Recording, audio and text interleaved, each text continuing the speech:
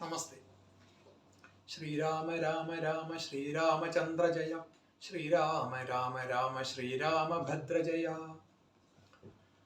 അധ്യാത്മരാമായണത്തിന്റെ രണ്ടാമത്തെ കാണ്ഡമായിട്ടുള്ള അയോധ്യാകാന്ഡം.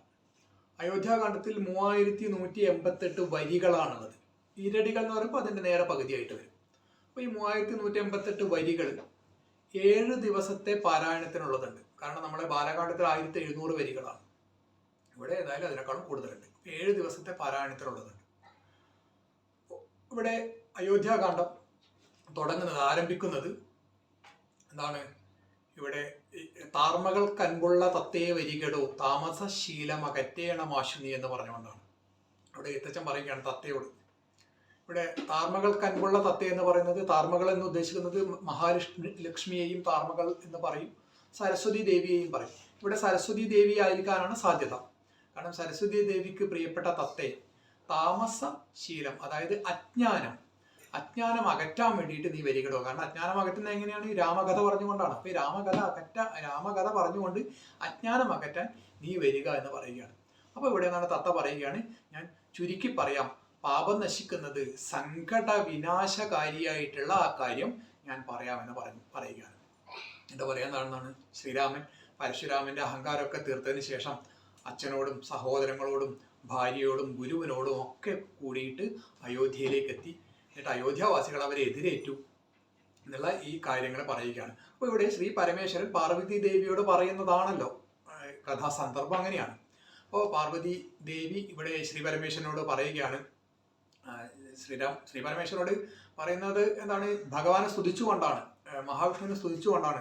നാരായണ, താമരക്കണ്ണ, ലക്ഷ്മീകാന്ത, കാമദേവ പിതാവേ, നാരദ സേവിത, നരകശത്രു, അർജുന മിത്രമേ എന്നൊക്കെ പറഞ്ഞുകൊണ്ടാണ്. അതായത് 1000 പേരുള്ള ഭഗവാനെ, ഇഷ്ടഫലദാതാവേ, രാക്ഷസന്മാരെ മുഴുവൻ നശിപ്പിച്ചവനെ, ഭക്തർക്ക് ഭുക്തിയും മുക്തിയും കൊടുക്കുന്നവനെ, രാവണന് മുക്തി കൊടുത്തവനെ എന്നാണ് പറഞ്ഞത്. ഇവിടെ ഭക്തർക്ക് ഭുക്തിയും മുക്തിയും എന്ന് പറയുന്നത്, ഭുക്തി എന്ന് പറയുന്നത് ലൗകിക സുഖം കാക്ഷിക്കുന്നവർക്ക് അത് കൊടുക്കും, മരണശേഷം മോക്ഷം ആഗ്രഹിക്കുന്നവർക്ക് മോക്ഷം കൊടുക്കും. അതാണ് ഭുക്തിയും മുക്തിയും. അപ്പോൾ ഇങ്ങനെയൊക്കെ ഭഗവാനെ സ്തുതിക്കുകയാണ്.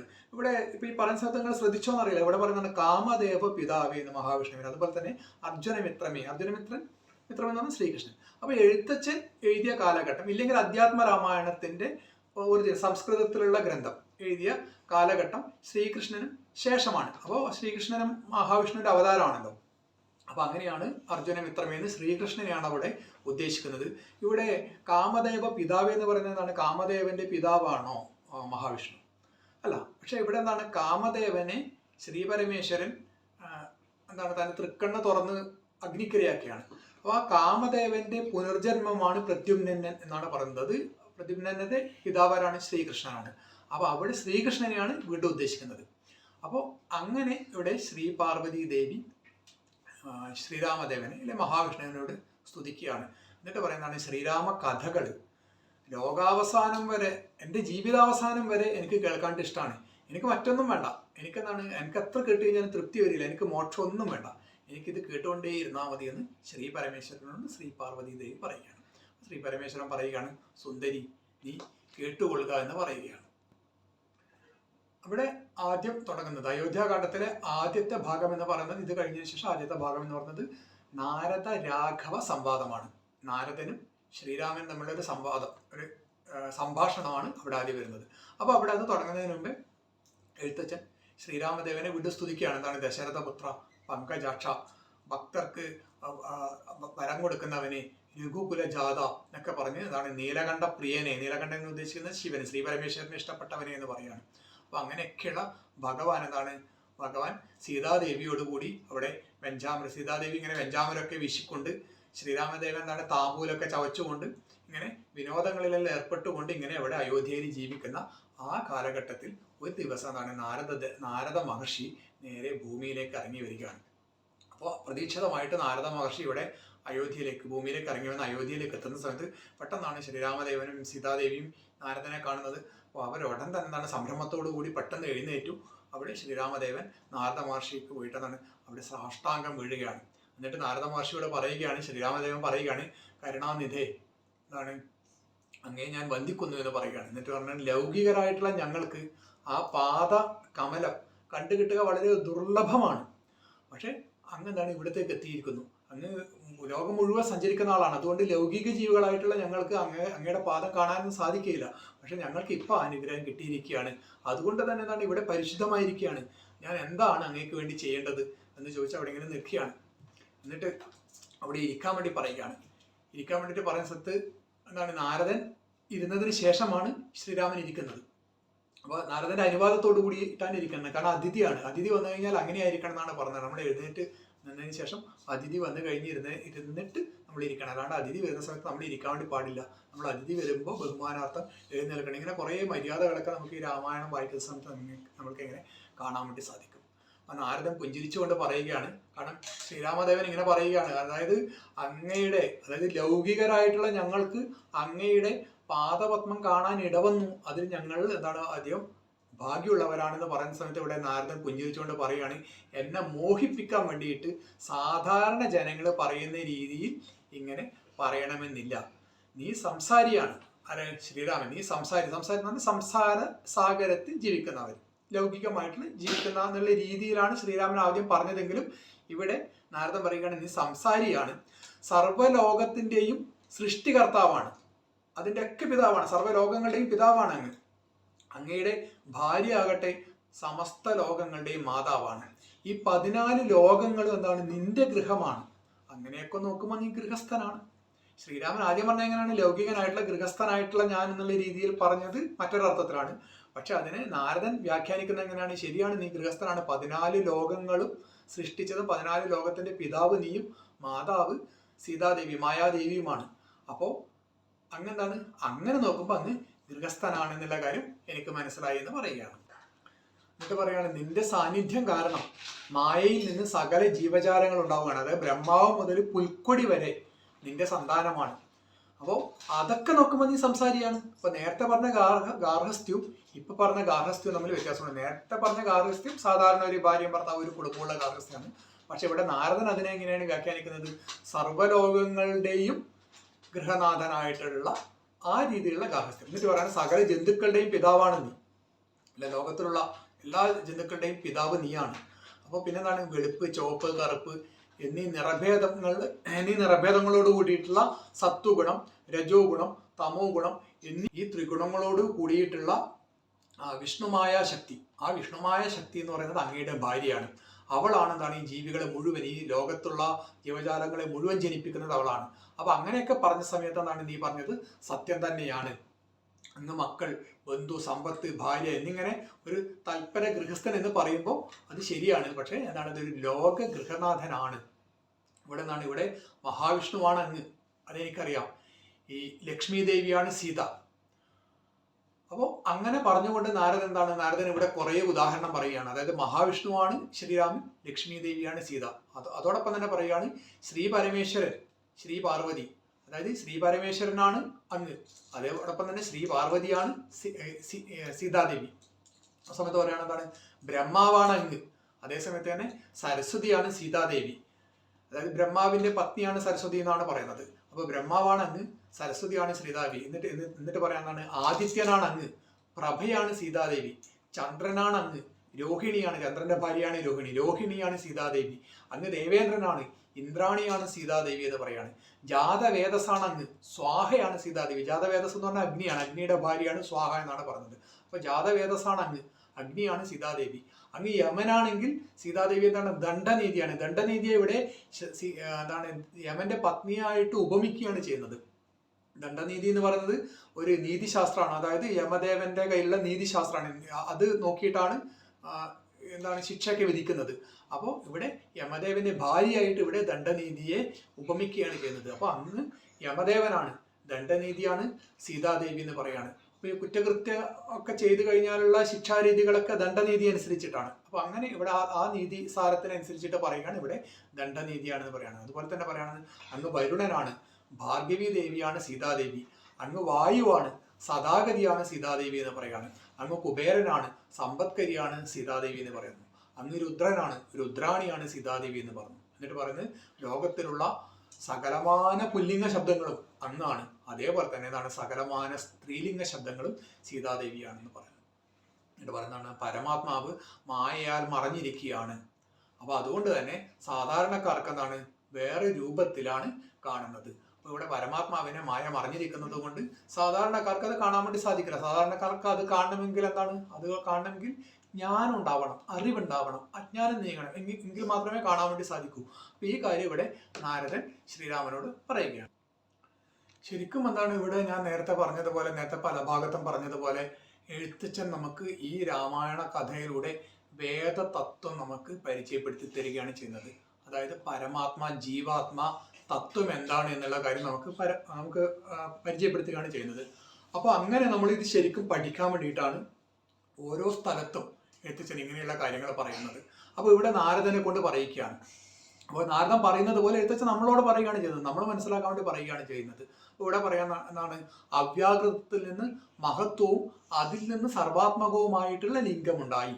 ലിംഗം എന്ന് പറയുന്നത് ഒരു കാരണമാണ്. എന്നിട്ട് പറയുന്നത് അതെന്താണ്, അഹങ്കാരം, ബുദ്ധി, പഞ്ചപ്രാണൻ, ഇന്ദ്രിയങ്ങൾ എന്നിവ ചേർന്ന് നിന്നിട്ട് എന്താണ് ജനനം മരണം സുഖം ദുഃഖം ഇങ്ങനെയൊക്കെയുള്ള രീതിയിലായിട്ട് മാറുകയാണ്. അപ്പൊ ഇതിനെ അറിവുള്ളവർ എന്ത് പറഞ്ഞു, ഇതിനെ അറിവുള്ളവർ ജീവൻ എന്ന് പറയാൻ വേണ്ടി തുടങ്ങിയെന്ന് പറയാണ്. എന്നിട്ട് പറയാണ് അവിദ്യ ഒരു കാരണോപാധിയായിട്ട് എന്താണ് സ്ഥൂലം, അതുപോലെ തന്നെ സൂക്ഷ്മം, കാരണം. ഇത് ചിത്തിന്റെ 3 ഉപാധികളാണെന്നാണ് പറയുന്നത്.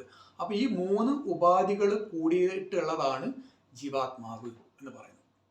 അതായത് സ്ഥൂലം, സൂക്ഷ്മം, കാരണം. ഇത് ചിത്തിന്റെ ചിത്ത് എന്നാണ് പറയുന്നത്, ചിത്തത്തിന്റെ എന്നല്ല, ചിത്തിന്റെ 3 ഉപാധികളാണ്. ഈ 3 ഉപാധികൾ കൂടിയിട്ടുള്ളതാണ് ജീവാത്മാവ്. അപ്പൊ ഇത് ഈ ജീവാത്മാവിൽ നിന്ന് വേർപെട്ട് നിൽക്കുകയാണ് പരമാത്മാവ്. അതായത് ഈ ജീവാത്മാവിന് ഈ ലൗകികമായിട്ടുള്ള സുഖങ്ങളും ദുഃഖങ്ങളും ഇതൊക്കെ അനുഭവിക്കാണ്ടി പറ്റും. കാരണം ജീവാത്മാവ് ഒരു ജീവനിലാണുള്ളത്. ഒരു നമ്മളിപ്പോൾ മനുഷ്യ ജീവനാണെങ്കിലും ഏത് ജീവിയാണെങ്കിലും ആ ജീവിയിലുള്ളത് ജീവാത്മാവാണ്. പക്ഷെ പരമാത്മാവ് ഇതിൽ നിന്നും വേർപെട്ടിട്ട് നിൽക്കുകയാണ് ചെയ്യുന്നത്. അപ്പോൾ പരമാത്മാവ് എന്ന് പറയുന്നത് വിശിഷ്ടമാണ്, അത് പൂർണ്ണമാണ്. പക്ഷെ ജീവാത്മാവ് എന്ന് പറയുന്നത് അതിൻ്റെ അംശമാണ്. അപ്പോൾ ഇവിടെ നാരദനിലൂടെ എഴുത്തച്ഛൻ ഈ കാര്യം ഈ വേദതത്വം നമുക്ക് പറഞ്ഞു തരികയാണ്. എന്നിട്ട് പറയാൻ എന്താണ്, നിന്നിൽ നിന്നും സർവ്വലോകങ്ങളും നിന്നിൽ നിന്നാണ് ഉണ്ടായിട്ടുള്ളത്. അവ നിന്നിൽ തന്നെ ലയിക്കുകയാണ് ചെയ്യുന്നത്. അതായത് ഈ നിന്നിൽ നിന്ന് പറയുന്നത് ഇവിടെ പരമാത്മാവിനെയാണ്. ഈ പരമാത്മാവിൽ നിന്നാണ് എല്ലാ ലോകങ്ങളും ഉണ്ടായിട്ടുള്ളത്. അത് തിരിച്ചെന്തായി പരമാത്മാവിൽ തന്നെ ലയിക്കുകയും ചെയ്യും. അത് പരമാത്മാവിൽ നിന്നാണ് എല്ലാ ജീവാത്മാക്കളും ഉണ്ടായിട്ടുള്ളത്. എല്ലാ എന്താണ് ജീവനും, എല്ലാ ജീവൻ എന്ന് പറഞ്ഞാൽ അത് മനുഷ്യനാവാം, മൃഗാവാം, പ്രാണികളാവാം, സസ്യങ്ങളാവാം, എല്ലാം ഈ പരമാത്മാവിൽ നിന്നാണ് ഉണ്ടായിട്ടുള്ളത്. ഇതൊക്കെ തിരിച്ചെന്താവും ഈ പരമാത്മാവിൽ തന്നെ ലയിക്കുകയും ചെയ്യും. അപ്പൊ അതിന് ഈ ജീവാത്മാവിന് നമ്മൾ പറയുന്ന ഈ കാര്യങ്ങളൊക്കെ ഉണ്ട്. ജീവാത്മാവ് എന്താണ്, ഒരു ജീവനിൽ ഉണ്ടാവുകയാണ്, പക്ഷെ ഇത് പരബ്രഹ്മത്തിന്റെ അംശമാണ്. അപ്പൊ അതുകൊണ്ടാണ് പറയുന്നത് നിന്നിൽ നിന്നാണ് സർവ്വ ലോകങ്ങളും ഉണ്ടായിട്ടുള്ളത്. അവ നിന്നിൽ തന്നെ നിലനിൽക്കുന്നു, അവ നിന്നിൽ തന്നെ ലയിക്കുന്നു. ഇതൊക്കെ നിന്റെ ലീലകളാണ് എന്ന് എനിക്കറിയാം. സകലത്തിനും കാരണം നീയാണ് എന്ന് പറയുകയാണ്. എന്നിട്ട് ഇവിടെ എന്താണ് ഒരു ഉദാഹരണം കൂടി പറയുന്നുണ്ട്. അതായത് നമ്മളെ ഒരു രാത്രി ഒരു വഴിയിലൂടെ നടന്നു പോകുന്നുണ്ടെന്ന് കരുതുക.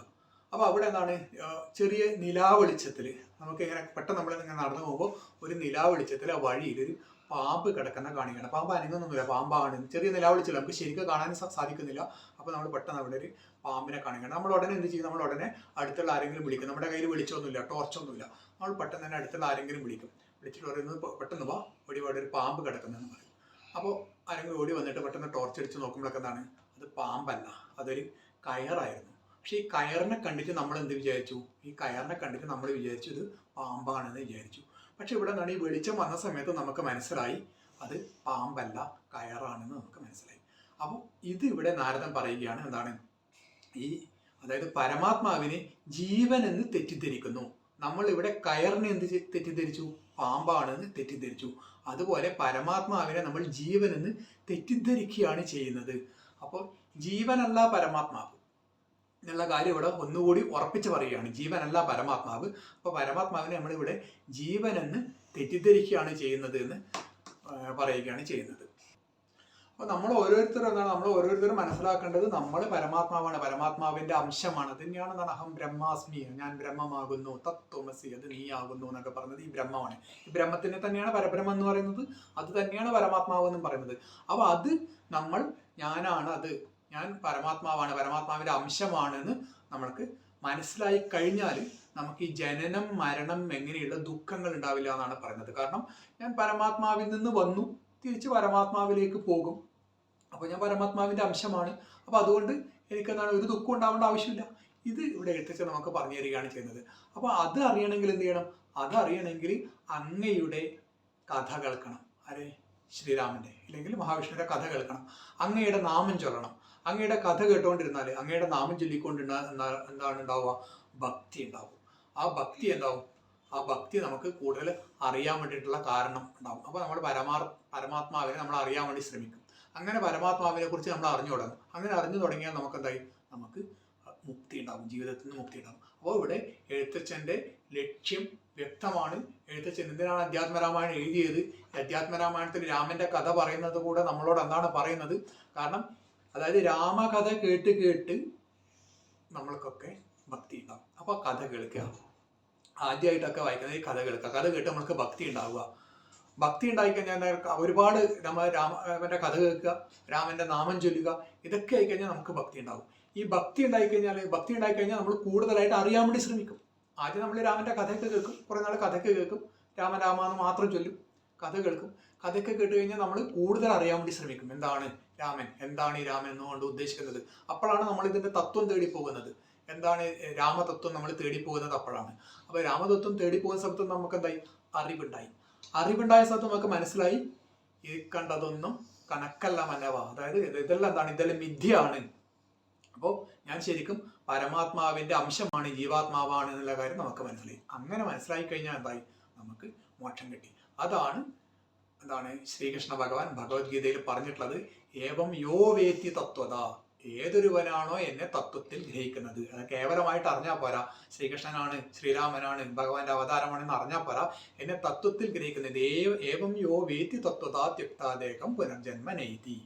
എന്നെ തത്വത്തിൽ ഏതൊരുവനാണ് ഗ്രഹിക്കുന്നത്, ആ സമയത്ത് എന്താണ് അവന് പുനർജന്മം പിന്നീടില്ല, അവൻ പിന്നീട് എന്നിലേക്ക് എത്തുകയാണ് ചെയ്യുന്നത്. അപ്പൊ ഈ പരമാത്മാ തത്വം നമ്മൾ ഗ്രഹിക്കാൻ വേണ്ടിയിട്ട്, നമ്മൾ മനസ്സിലാക്കാൻ വേണ്ടിയിട്ടുള്ള ഉപാധിയാണ് എഴുത്തച്ഛൻ അധ്യാത്മരാമായണത്തിലൂടെ നമുക്ക് പറഞ്ഞു തന്നത്. രാമനാമം ചൊല്ലുക. നമ്മൾ സദ്യക്കൊക്കെ രാമനാമം ചൊല്ലുന്ന ആൾക്കാരാണ് ഒരുപാട് ആൾക്കാർ. രാമനാമം ചൊല്ലുക. പിന്നെ എന്താണ്? രാമകഥ കേൾക്കുക, രാമന്റെ കഥകൾ കേൾക്കുക. അങ്ങനെ കേട്ട് കഴിഞ്ഞാൽ നമുക്ക് ഉണ്ടാകുന്ന ഗുണം ഭക്തിയാണ്. ഭക്തിയിലൂടെ നമുക്ക് ജ്ഞാനം അറിയാനുള്ള ത്വര വീണ്ടും ഉണ്ടാകും. അങ്ങനെ നമ്മൾ അറിഞ്ഞു കഴിഞ്ഞാൽ പരമാത്മാ തത്വം നമ്മൾ ഗ്രഹിച്ചെടുക്കും. ഇത് ഗ്രഹിച്ചെടുത്താൽ കഴിഞ്ഞാൽ പിന്നെ നമുക്ക് മുക്തിയിലേക്കുള്ള മാർഗമാണ് പിന്നെ നമുക്കുള്ളത് എന്നുള്ളതാണ് എഴുത്തച്ഛൻ ഈ ഭാഗത്തിലൂടെ നമുക്ക് പറഞ്ഞു തരുന്നത്. അപ്പോൾ ഈ കാര്യങ്ങൾ പറഞ്ഞതിന് ശേഷം നാരദൻ എന്തിനാണ് വന്നത് എന്നുള്ള കാര്യം ശ്രീരാമദേവന്റെ അടുത്ത് പറയുകയാണ്. എന്നിട്ട് പറയുകയാണ് എന്താണ്? അങ്ങ് എന്തിനാണ് അവതരിച്ചത്? അങ്ങ് രാക്ഷസ വംശത്തെ ഇല്ലായ്മ ചെയ്യാൻ, അധർമ്മം ഇല്ലാതാക്കി ധർമ്മം സ്ഥാപിക്കാനാണ് അങ്ങ് അവതരിച്ചത്. അപ്പോൾ ഇപ്പോൾ ഇവിടെ അങ്ങെന്താണ്? അങ്ങിങ്ങനെ ലൗകിക സുഖങ്ങളിലൊക്കെ മുഴുകിയിട്ട് അതൊക്കെ മറന്നോ? അപ്പോൾ ദേവകളെ ഏൽപ്പിച്ച പണിയുണ്ട്. അപ്പോൾ ആ കാര്യം ഞാനൊന്ന് ഓർമ്മിപ്പിക്കാൻ വേണ്ടിയിട്ടാണ് ഞാൻ വന്നത് എന്ന് നാരദൻ ശ്രീരാമനോട് പറയുകയാണ്. അപ്പോൾ ശ്രീരാമൻ പറയുകയാണ് എന്താണ്? നമ്മൾ എല്ലാ കാര്യത്തിനും എന്താണ്? നമ്മളൊരു കാലമൊക്കെ നോക്കിയിട്ട് മാത്രമേ നമുക്ക് ചെയ്യാൻ വേണ്ടി സാധിക്കൂ. അപ്പോൾ കാലം അനുകൂലമായിട്ട് വരണം. കാലം അനുകൂലമായിട്ട് വരുന്ന സമയത്തെ നമ്മൾ എന്താണ് വിചാരിച്ച കാര്യങ്ങൾ ചെയ്യാൻ വേണ്ടി പാടും. ഇല്ലെങ്കിൽ അത് പൂർത്തീകരിക്കപ്പെടില്ല. ശ്രീപരമേശ്വരനാണെങ്കിൽ പോലും അങ്ങനെയാണ്. കാലസ്വരൂപനാണെങ്കിൽ പോലും അങ്ങനെ തന്നെയാണ്. കാലം അനുകൂലമായിട്ട് വരുന്ന സമയത്ത് മാത്രമേ ആ കാര്യം ലക്ഷ്യത്തിലേക്ക് എത്തും. അപ്പൊ അതുകൊണ്ട് ഞാൻ എന്താണ്? അതുകൊണ്ട് ഞാനിവിടെ കാത്തിരിക്കുകയാണ്. ആ കാലം വരാൻ വേണ്ടി കാത്തിരിക്കുകയാണ്. അല്ലാതെ എനിക്കതൊന്നും ഓർമ്മയില്ലാഞ്ഞിട്ടൊന്നുമല്ല. ഞാൻ എന്തിനാണ് ഭൂമിയിലേക്ക് വന്നതെന്നൊക്കെയുള്ള കാര്യമൊക്കെ എനിക്കറിയാം. അപ്പൊ ഞാൻ അതിനുവേണ്ടി കാത്തിരിക്കുകയാണ്. അതിനുള്ള കാര്യം എന്താണ്? ഇപ്പൊ സമാഗതമാകാൻ പോവുകയാണ്. അപ്പോൾ നാരദ മഹർഷി പറയുകയാണ്, അതായത് എനിക്ക് തോന്നുന്നത് ഇവിടെ അങ്ങയുടെ പട്ടാഭിഷേകമൊക്കെ നടക്കാൻ വേണ്ടിയിട്ടുള്ള കാര്യങ്ങൾ നടക്കുകയാണ്. അപ്പൊ അങ്ങനെ പട്ടാഭിഷേകമൊക്കെ നടന്ന് അങ്ങ് രാജാവൊക്കെ ആയിക്കഴിഞ്ഞാൽ ഈ കാര്യങ്ങളിൽ നിന്ന് വ്യതിചരിക്കുമോ എന്ന് ഓർത്തിട്ടാണ് ഞാൻ വന്നത് എന്നൊക്കെ പറയണം. പറഞ്ഞില്ല, അതൊന്നും നടക്കില്ല. അതൊക്കെ ഇവിടെ നിന്നാണ് അങ്ങനെയുള്ള കാര്യങ്ങളൊക്കെ ഉള്ള ആലോചനകളൊക്കെ ഇവിടെ നടക്കുന്നുണ്ടാകും. പക്ഷെ ആ കാര്യങ്ങളൊന്നും നടക്കില്ല. ഞാൻ കാട്ടിലേക്ക് പോകും. ഞാൻ 14 വർഷം ഞാൻ കാട്ടിൽ വസിക്കും. അതിനുശേഷം ഞാൻ രാവണൻ തുടങ്ങിയിട്ടുള്ള രാക്ഷസന്മാരെയൊക്കെ ഞാൻ നിഗ്രഹിക്കുമെന്ന് ഇവിടെ ശ്രീരാമദേവൻ നാരദനോട് പറയുകയാണ്. അപ്പോൾ ആ കൂട്ടത്തിൽ ശ്രീരാമദേവൻ പറയുന്നുണ്ട്, ഞാൻ മുനിവേഷം ധരിച്ച്, അതായത് ഒരു സന്യാസി വേഷം ധരിച്ചിട്ടാണ് ഞാൻ കാട്ടിലേക്ക് പോവുക. അങ്ങനെ മുനിവേഷം ധരിച്ച് ഞാൻ കാട്ടിൽ പോകും.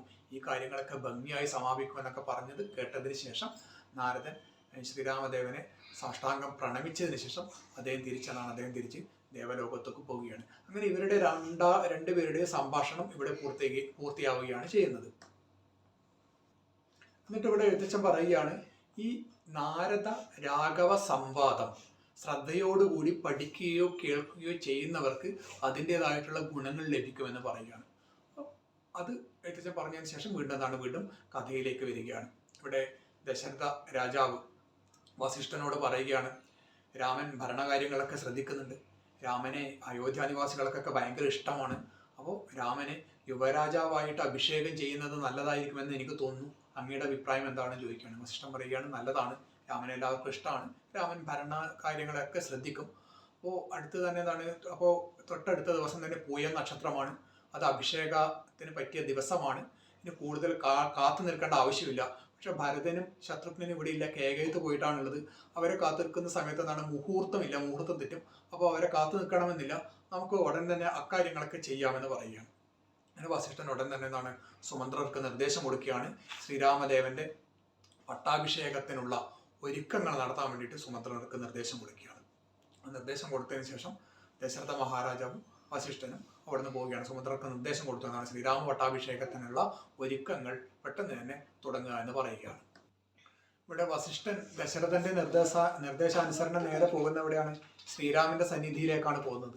എന്നിട്ട് ശ്രീരാമദേവനെ കാണുന്ന വസിഷ്ഠൻ വന്ന സമയത്ത് തന്നെ ശ്രീരാമദേവൻ വസിഷ്ഠനെ സാഷ്ടാംഗ പ്രണാമം ചെയ്യുകയാണ്.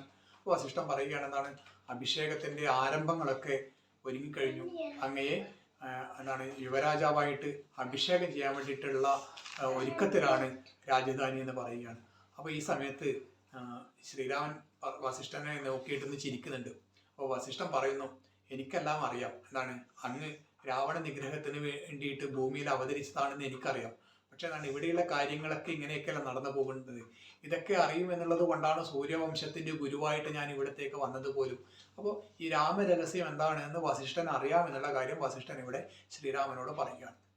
ഇതൊക്കെ പറഞ്ഞതിന് ശേഷം വസിഷ്ഠൻ അപ്പോൾ എന്താണ്, ഇവിടെ ദശരഥ മഹാരാജാവ് അറിയിക്കാൻ പറഞ്ഞിട്ടുണ്ടല്ലോ, അപ്പൊ അതുകൊണ്ട് മാത്രം നാമമാത്രമായിട്ട് ഞാൻ അറിയിക്കുന്നതാണ് എന്നുള്ള ഭാവത്തിലാണ് വസിഷ്ഠൻ ശ്രീരാമനോട് ഈ കാര്യങ്ങൾ പറയുന്നത്. പക്ഷെ വസിഷ്ഠന് അറിയാം ശ്രീരാമൻ ആരാണ് എന്നുള്ള തത്വം വസിഷ്ഠൻ അറിയാം.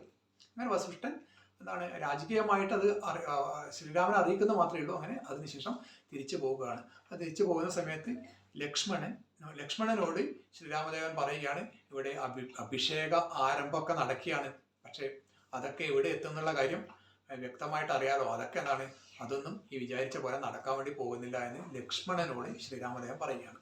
അപ്പോൾ ഈ വാർത്ത എന്താണ്, അഭിഷേക ആരംഭത്തിനുള്ള വാർത്ത കൗസല്യാദേവിയുടെ അടുത്തേക്ക് എത്തുകയാണ്. അപ്പോൾ കൗസല്യാദേവി വളരെ സന്തോഷിക്കുകയാണ്, എന്താണ്, എൻ്റെ മകൻ യുവരാജാവാകാൻ വേണ്ടി പോവുകയാണെന്നുള്ള സന്തോഷത്തോടുകൂടി കൗസല്യാദേവി എന്താണ്, ഭഗവാനെ അവിടെ സ്തുതിക്കുകയാണ്. എന്താണ്, എൻ്റെ മകൻ എന്താണ് രാജാവാകാൻ വേണ്ടി പോവുകയാണ്, ഭഗവാനെ നീ തന്നെ കാത്തു രക്ഷിക്കണമേ എന്ന് പറയുന്ന സ്ഥലത്താണ് നമ്മുടെ ഈ അധ്യാത്മരാമായണം അയോധ്യാകാന്ഡത്തിലെ ആദ്യ ഭാഗം, അതായത് രാമായണ പാരായണത്തിന്റെ 4ാം ദിനം പൂർത്തിയാവുന്നത് ഇവിടെയാണ്. അപ്പോൾ ഈ വീഡിയോ നിങ്ങൾ എന്താണ് കൃത്യമായിട്ട് കേട്ടതിന് ശേഷം ആ ഭാഗം വായിക്കുകയാണെങ്കിൽ നമുക്ക് എളുപ്പത്തിൽ തന്നെ ഇതിൻ്റെ അർത്ഥം മനസ്സിലാക്കാൻ വേണ്ടിയിട്ട് സാധിക്കും. പലതും അതാണ് ഇവിടെ വളരെ നമ്മൾ അധ്യാത്മരാമായണമാണ്, മലയാളമാണ്, ശ്രീരാമന്റെ കഥ പറയുന്നതാണ്, കേൾക്കാൻ വളരെ സുഖമാണ്, വായിക്കാനും നല്ല സുഖമാണ് ഒക്കെയാണ്. പക്ഷെ നമുക്ക് ഇവിടെ പരമാത്മ തത്വം എഴുത്തച്ഛൻ നമ്മോട് പറയുകയാണ്. അത് നമുക്ക് വായിച്ച് മനസ്സിലാക്കാൻ അല്പം ബുദ്ധിമുട്ടൊക്കെ ഉണ്ടാകും, പക്ഷേ എങ്കിലും അത് വായിക്കുകയാണ്, അത് പഠിക്കുകയാണ് വേണ്ടത് എന്നാണ് ഇവിടെ എഴുത്തച്ഛൻ തന്നെ പറയുന്നത്. എഴുത്തച്ഛൻ്റെ എന്താണ് ഈ ലക്ഷ്യം തന്നെ, ഈ അധ്യാത്മരാമായണം എഴുതുക എന്നുള്ള ലക്ഷ്യം തന്നെ എന്താണ്, നേരത്തെ പറഞ്ഞു, ഭക്തി ഉണ്ടാക്കുക, ഭക്തിയിൽ നിന്ന് അറിവുണ്ടാക്കുക, അങ്ങനെ അറിവ് നേടിയതിനു ശേഷം മോക്ഷദായകമാക്കുക, ഇതാണ് ഉദ്ദേശം. അപ്പോൾ അതിന് ഈ ഭാഗങ്ങളെല്ലാം നമ്മൾ മനസ്സിലെത്തി വായിക്കേണ്ടതാണ് എന്നുകൂടി പറഞ്ഞുകൊള്ളുന്നു.